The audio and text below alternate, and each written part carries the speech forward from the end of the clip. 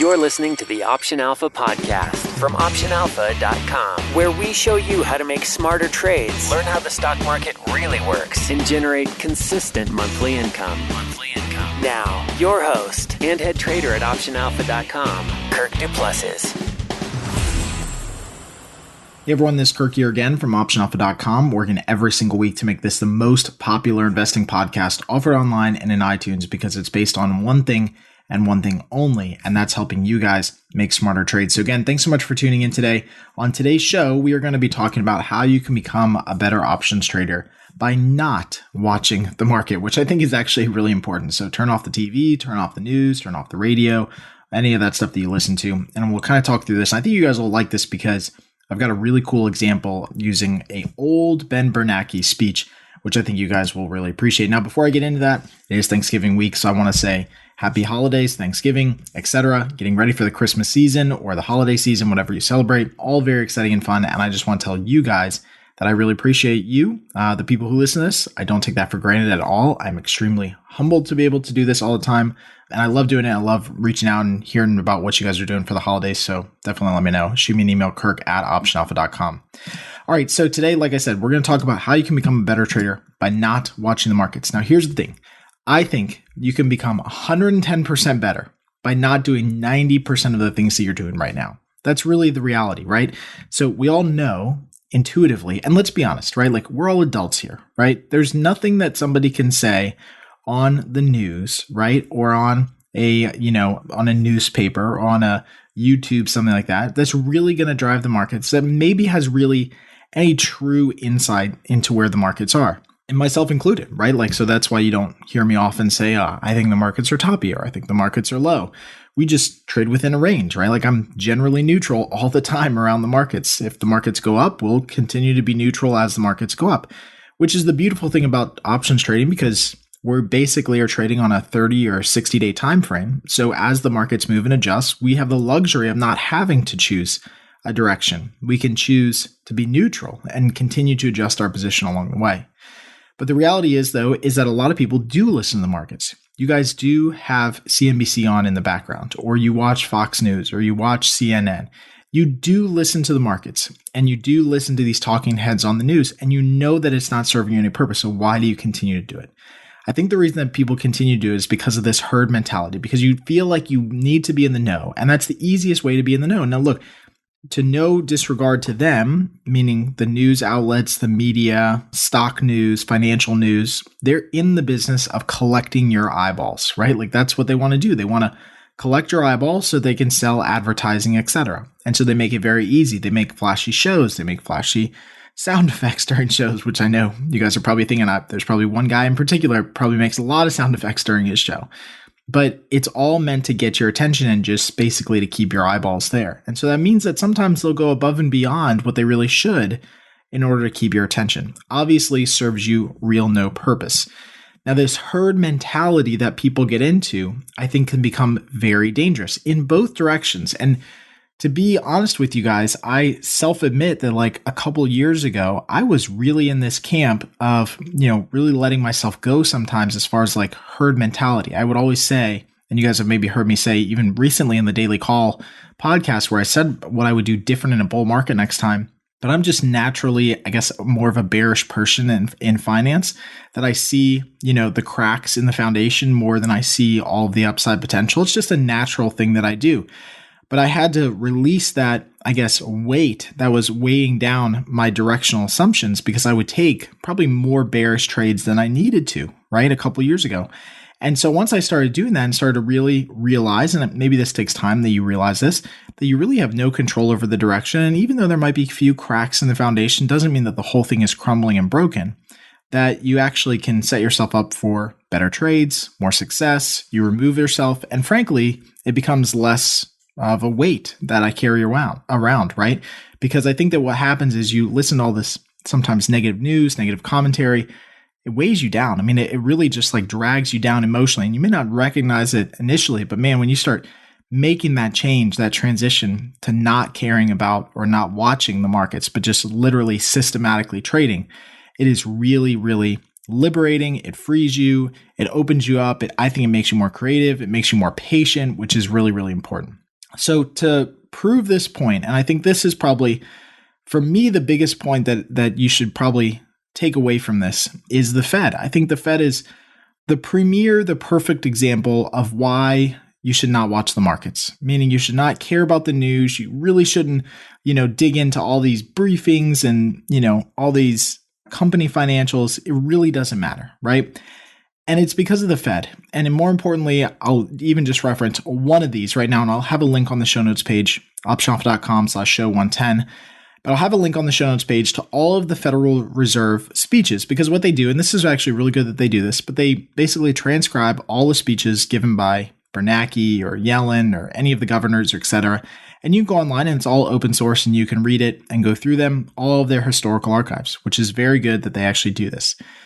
But one speech in particular, I think, was insanely telling. And it was the speech that Ben Bernanke did back in May of 2007. So if you remember, May of 2007 was a couple months before the market top, right? Before the market top in 2007, basically like September, October in 2007, when the market and the S&P topped out. And back in May of 2007, we started hearing news of this subprime crisis that was happening, right? He reached the front news. It started to reach more of the broad spectrum of, the financial system. We were starting to hear more about it. Obviously, the Fed had more information than everyone else, or at least had access to more information than most people did, and should have taken a deeper look at this. This is all like hindsight's 2020, but we know the story, right?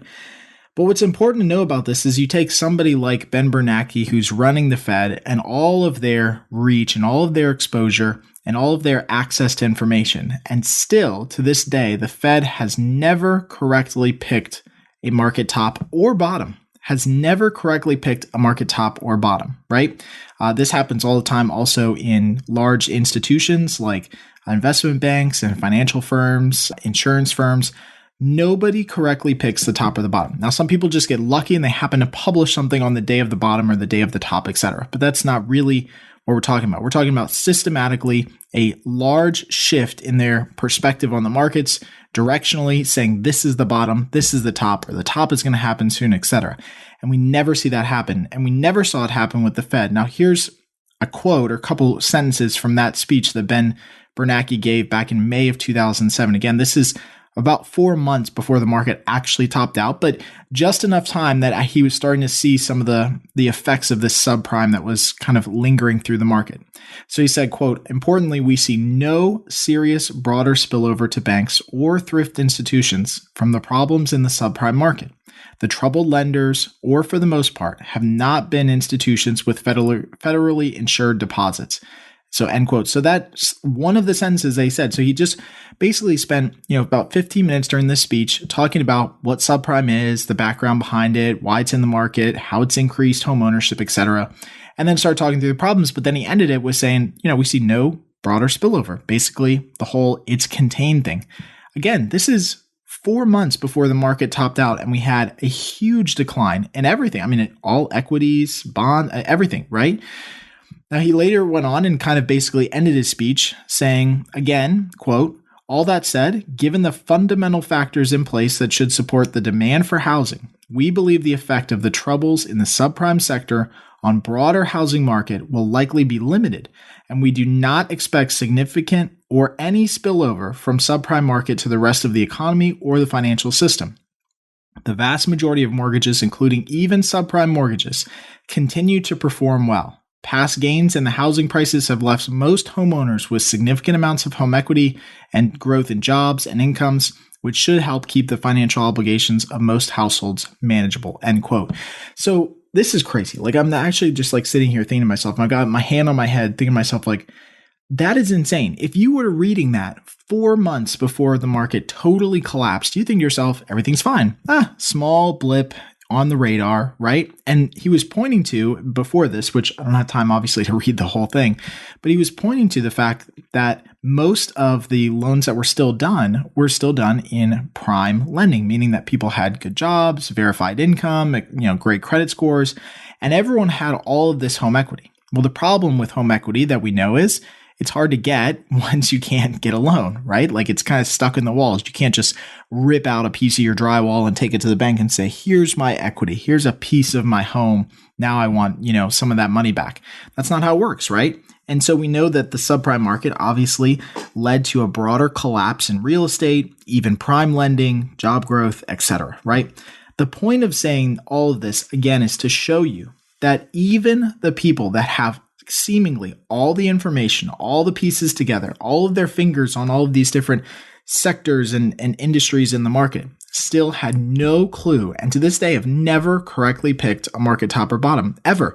So why are we trying to be the people who buck this trend? Why are we trying to directionally pick stocks? I still see this all the time. Like I even saw it just the other day. Everyone, Tesla recently, released their new Roadster and the trucking thing, and people are still trying to pick stocks. And, I don't know if Tesla is going to be a great stock or a bad stock. It could be different from Tesla being a great company or a bad company, right? They're not totally, lined up either. But it's this idea that we can pick stocks and pick markets and pick bottoms and tops is insanely arrogant of us to think that we can do this. And so hopefully this one example, I think hopefully will stick in your mind forever. That's the goal of doing this podcast, so that you understand that not watching the markets may actually be better for you. Just totally disconnect yourself, because you get yourself into this subconscious habit of listening and hearing and watching. And even though you think, Kirk, I don't listen to that stuff, it's just on in the background, it gets into your subconscious and it does affect your decisions. And you have to absolutely completely go cold turkey on it if you really want to see a difference. I would assume, and I'm not making any judgments here, but I would assume that people who have an addiction of any kind realize that to basically reverse that addiction, to get rid of that addiction, right, to go clean, takes going cold turkey, right? You can't just wean yourself off of alcohol, right? If you're still drinking, you're still, right, an alcoholic. There's no difference here. A little bit is just the same as doing a lot. And so the same thing happens with watching the markets. You can't just assume that, I'll shut off that show and I won't listen to that radio and I won't listen to that, talking head, but I like this guy.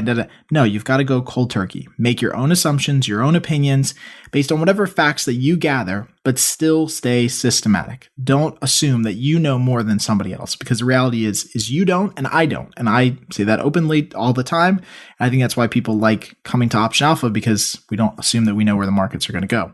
So from here, though, what should you follow? I think that's the next logical progression is, okay, if we shouldn't follow the markets, how do we stay up to date with what's going on? And I think what you have to do is you have to just check out the headlines, glance through the headlines. And what I often do, and a good resource for me, is FinViz. FinViz is a great resource that just basically has all of the headlines for news. And you can click into the articles, but I choose not to, because I don't want to get myself, down a rabbit hole where I start looking at article after article. But it gives you a feel for where the markets are that day. And I often say it's like being a quarterback in a pocket. For those of you who understand American football, which I played quarterback in college, is you get a feel for the pocket over time, right? You basically, you drop back, you understand that people are moving around you, but your eyes are downfield, right? And you're not literally looking at every single individual defender that's coming after you, because if you did, you totally lose focus, right? You're looking at this guy who's running after you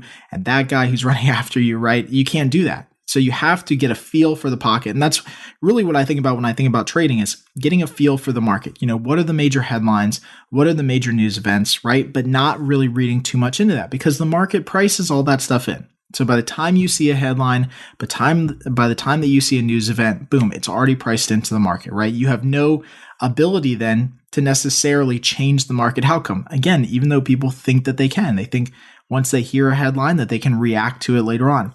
This was, again, present, I think, this recent quarter here in something like Apple. Apple just had earnings. I think I did Facebook Live on this too, where Apple had earnings, it's Facebook. Facebook had earnings, great growth in Facebook. Ad revenue was up like 70% over the quarter, etc. And the stock sold off. And everyone wondered why. Like, why did the stock sell off?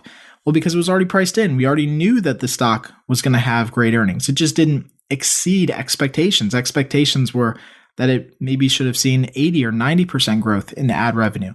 And that's why the stock sold off, right? It was kind of the buy the rumor, sell the news type of event. But that was a great example of why just hearing the news piece, if I just told you that Facebook had 70% ad growth or whatever it was, many people assumed that, hey, that's a buy, we should buy it. But then it was obviously selling off that day on that news. So again, I think you should read the major headlines, read the major events, right? Get a feel for the market, but really don't dig any further into that, right? As an options trader, we have the insane luxury, which you guys don't recognize now because the markets are high and maybe you've never been through a market correction. But we have the insane luxury of being able to quickly adjust and adapt our portfolio to the market, which is something that you can't do other places. You can't do that with stock. You can't do that with long-term, like real estate assets. Like that's the ability that options trading has, is to be able to quickly adjust to the markets, which I think is insanely powerful. So again, if you want to become a better options trader, cut 90 or 100% of the market watching that you're doing right now. Go cold turkey. No pun intended on Thanksgiving, but it's a good analogy, I guess. But go cold turkey on it. See how you feel after a couple weeks of doing this. I think that you'll actually enjoy it much better.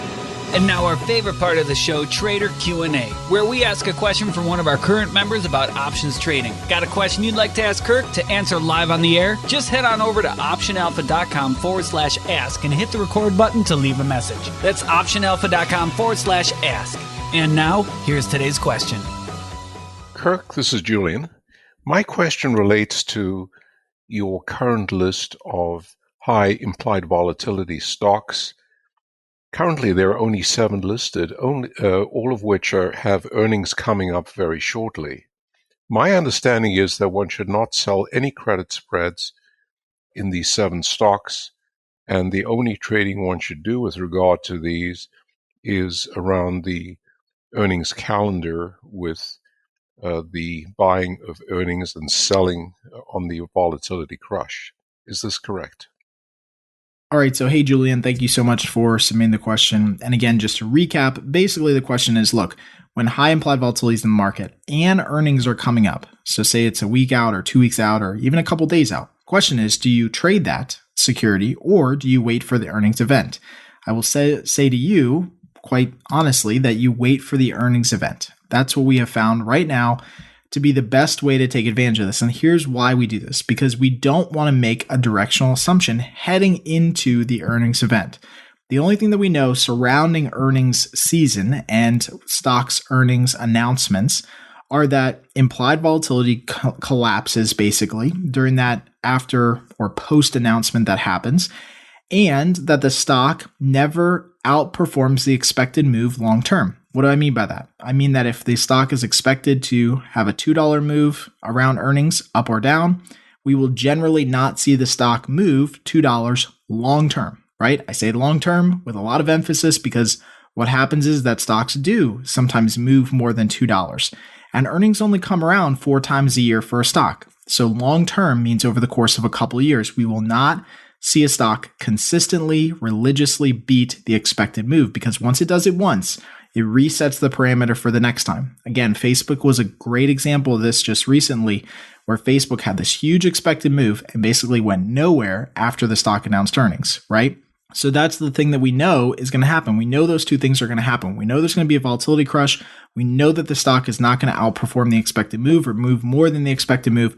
So we want to trade that individual event. We want to basically stack the deck in our favor and not try to take any directional assumptions heading into that event.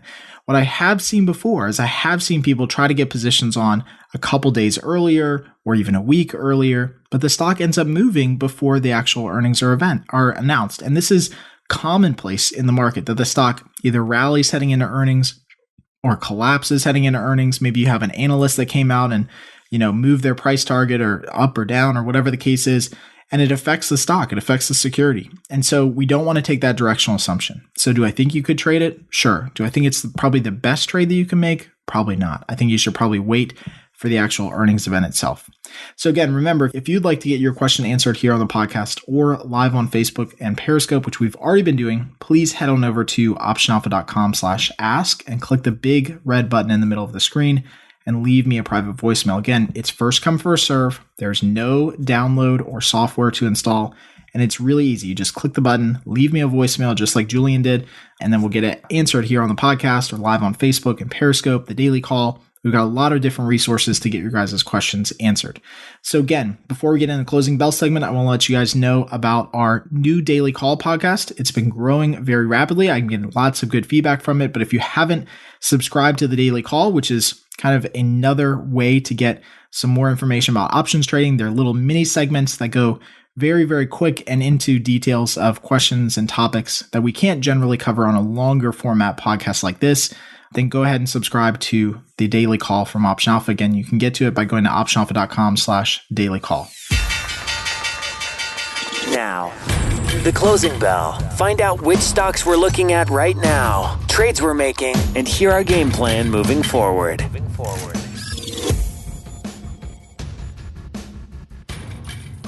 All right, so in today's daily call, what I want to talk about, not daily call, so there you go, I messed up already because I'm just used to recording those daily calls, but actually in today's closing bell segment, what I want to talk about is I want to talk about our VIX debit spread that we just got into. So we got into this trade after the VIX spiked up to around 13.5 or so just this past week. So this trade's a couple days old because, again, we don't publish these things the same day that we actually do these trades.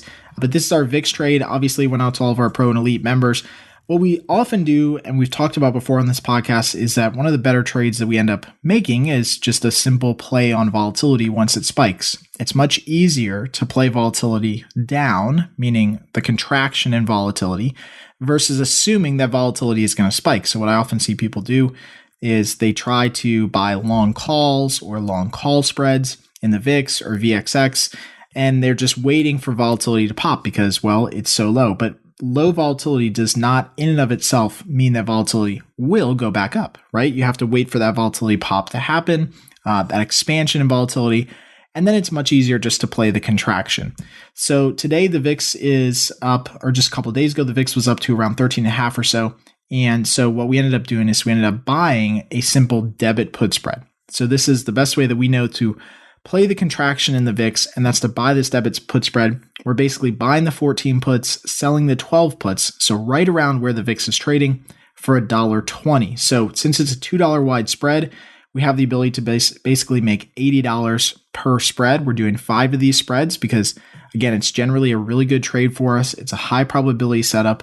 It's a trade that we love to make during low volatility times like this because it's a hedge against low volatility. This quick spike up that we had, we know generally doesn't last long. And so if the markets continue to rally or resume rallying after they sold off and contraction happens in volatility, this pays off. This helps hedge our portfolio against the markets rallying and volatility contracting. Now, I openly say on this alert that I hope I'm wrong on this trade. And I always hope I'm wrong on VIX trades because I frankly want implied volatility to go through the roof. I'd love to see the VIX at 30 or 40 or 50. And then we'd have a lot more opportunity. There'd be a ton of premium that we could sell super far from the market. So if I'm wrong on this trade and it's a directional trade, I'm totally okay with that.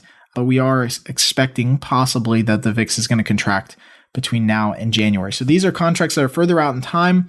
I think for the VIX trades that we do, we like to do contracts further out in time versus shorter. It just gives the market more time to, basically normalize and for volatility to come back down, which I ultimately think will happen by the time we get to Christmas and all that stuff. So whether this works out quickly or it takes a little bit of time to work, I think generally it's just a decent trade and, again, a hedge for the portfolio. Thanks for listening to the Option Alpha podcast. If you liked what you heard, please drop by iTunes and leave a rating or comment. Plus, you can get everything: free email updates for future shows, transcripts, video tutorials, case studies, and more. Just visit our website at optionalpha.com. All right, again, I truly hope you guys enjoyed today's show and got at least one thing out of it that you can apply right now to make you a smarter, more profitable trader and investor. As always, you can get additional resources, links mentioned in the show, and some related video training from today's show by going to optionalpha.com/show110. Again, that's just the number 110, optionalpha.com/show110. And until next time, happy trading.